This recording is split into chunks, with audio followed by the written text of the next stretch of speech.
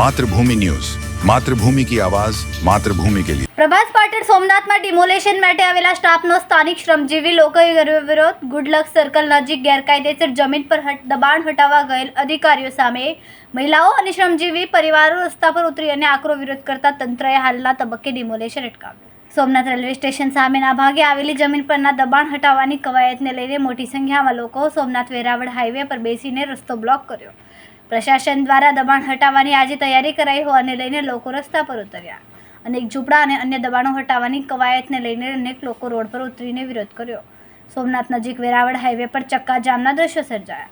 સોમનાથ દબાણ હટાવવા મામલે કોંગ્રેસના ધારાસભ્ય વિમલ ચુડાસમા સહિત 10 લોકોની પોલીસે અટકાયત કરી. દબાણ હટાવવાના મામલે વિરોધને લઈને પોલીસે અટકાયત કરી. શું કહેશો, આજે કયા સ્થળે શું કાર્યવાહી થઈ રહી છે? પોલીસનો ચુસ્ત બંદોબસ્ત, શું આખી વાત? પ્રભાસ પાટણ ખાતે ગુડલક સર્કલ પાસે સરકારી જમીન છે. જમીન ખાલી કરવા માટે અગાઉથી નોટિસ પણ આપવામાં આવેલી. તમામ કાયદાકીય પ્રક્રિયા પૂરી કર્યા પછી આજે ડિમોલેશન માટેની કામગીરી કરવાની હતી અને એમાં સવારથી જ સમગ્ર તંત્ર અને પોલીસ બંદોબસ્તમાં હતા.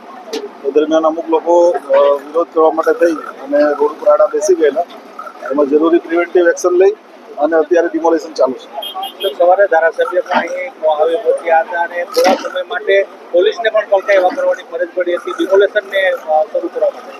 સરકારી પ્રક્રિયા છે, એ પ્રક્રિયામાં જે કંઈ પણ અવરોધ આવશે એની સામે કડક અને કાયદેસર કાર્યવાહી કરવામાં આવશે.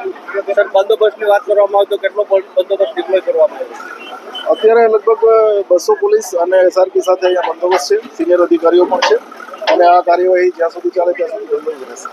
સર, જે ડિમોલેશનના સ્થળની વાત કરીએ તો એની શું માહિતી? કયો સ્થળ છે, કઈ જમીન છે, કેટલા હેક્ટરમાં ડિમોલેશન કરવાની, એવી કોઈ પ્રાથમિક માહિતી? એ રેવન્યુ તંત્ર પાસે વધારે વિગત હશે, પણ આપ જોઈ રહ્યા છો એ એટલા એરિયામાં ડિમોલેશન ચાલી રહ્યું છે. ખૂબ જ ટૂંકા સમયમાં માતૃભૂમિ ન્યૂઝ OTT પ્લેટફોર્મ અને મેગા સિટીમાં કેબલ નેટવર્ક સાથે જોડાઈ જશે. તો જોતા રહો માતૃભૂમિ ન્યૂઝ.